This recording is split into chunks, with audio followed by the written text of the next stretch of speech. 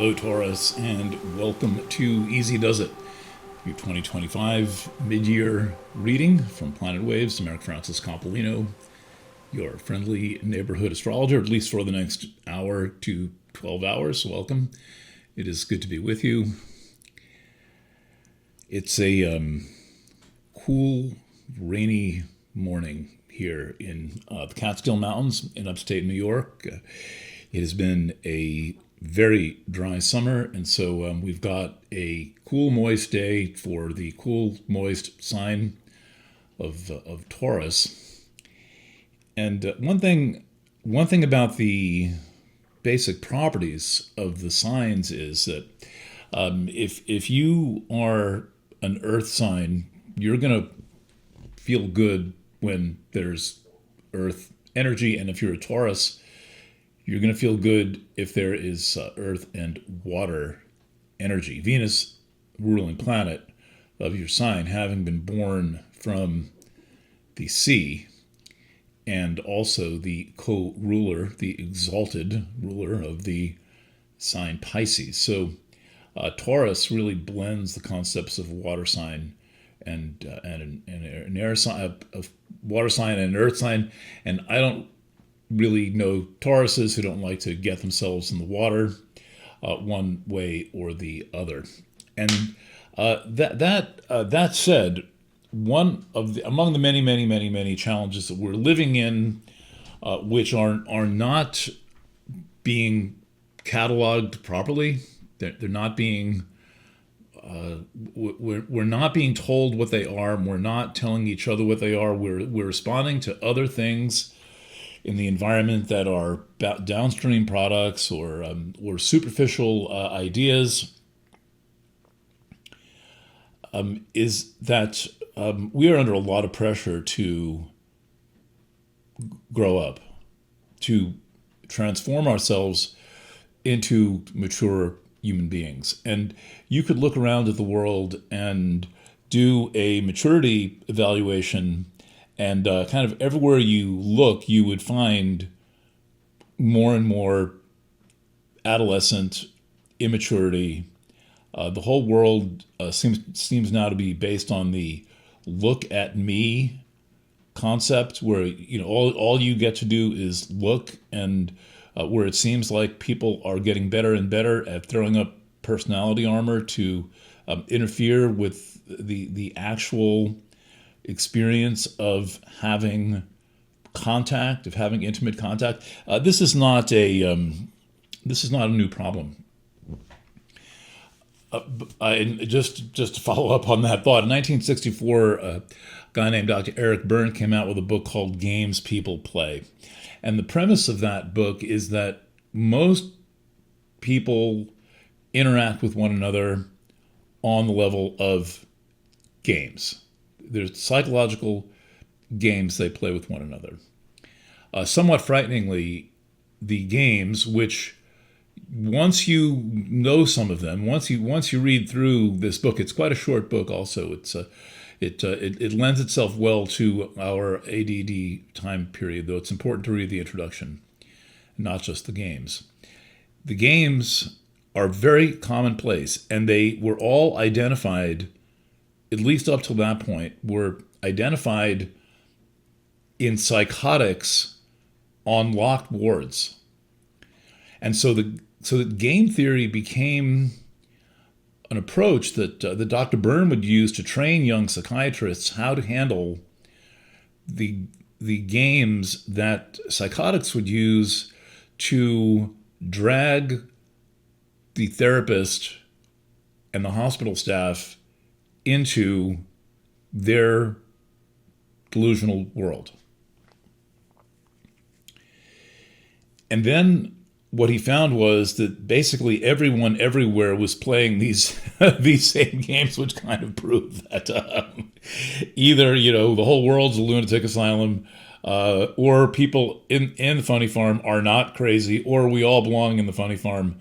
But I love this fact about it, and the purpose of games is to distract us from intimacy. It is to block intimacy. And there are all kinds of games that often involve money and alcohol and sex and various forms of transactions, and they're all designed to make sure that a real conversation doesn't start. And it really seems to me like currently the entire world is organized around making sure that a real conversation does not start. Right? And this includes all kinds of scripts that we have to follow, where people start to get real nervous if you get them off script. And I mean, there are some of us who are good at getting people off script.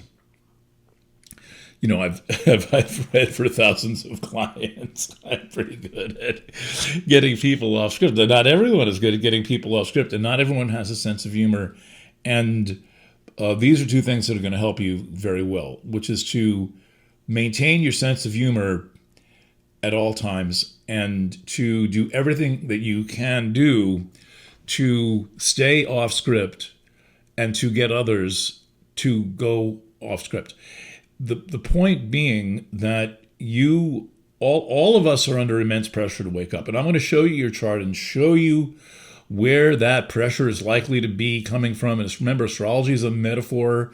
It's a whole bunch of metaphors, but ultimately the whole thing is one giant metaphor, one big symbolic kind of brew of something or another.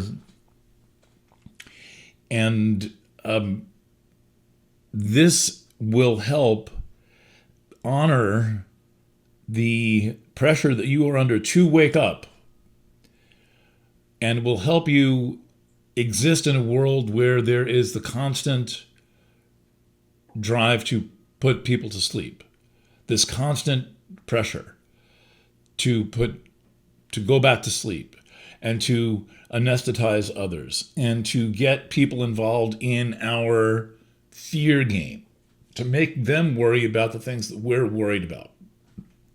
And the fear game, this one needs a name. I'm trying to find the words to write about it. But there seems to be a kind of obsession with fear right now that people don't feel good unless they're afraid of something, that they don't feel good. This has to have been documented previously, and I must have encountered it in my psychology studies. But if you know the name of that, please enter it in the comments. There seems to be this obsession with staying terrified and paranoid and in a state of negative expectation, as if the state of paranoia or negative expectation will in itself stave off bad things happening. That as long as you're worried, bad things are not going to happen, on the logic that the bad things you're worried about don't usually happen. Therefore, if you just worry about everything, then nothing bad is going to happen. The problem with that is it completely saps the vital force. There is nothing left. There's no creativity left if the mind is in a sympathetic state at all times, if the mind is in fight or flight mode at all times.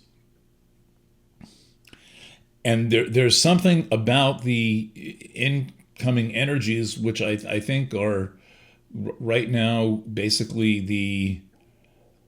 the dominant environment. I think more ever than television and cinema and all this, the dominant environment that is absolutely inescapable is the digital environment. And we don't study the digital environment enough. And you may think I'm kind of, losing my way, someone wrote to me recently, for studying the digital environment so much. But it is the thing that we are in. And I would no more avoid the discussion of the digital environment than I would avoid, teaching Boy Scouts or Girl Scouts how to gather firewood and how to make dinner. Once you're in the woods, it's no longer about, getting the archery merit badge. It's about okay, what are we doing in the woods? Can we make dinner? Is this going to be a fun camping trip or is it going to be a real drag? And so we're all on this camping trip and we are under a constant adversity. And the constant adversity is that we are being swallowed a little more or a lot more every day, not only by the AI and digital environment, but also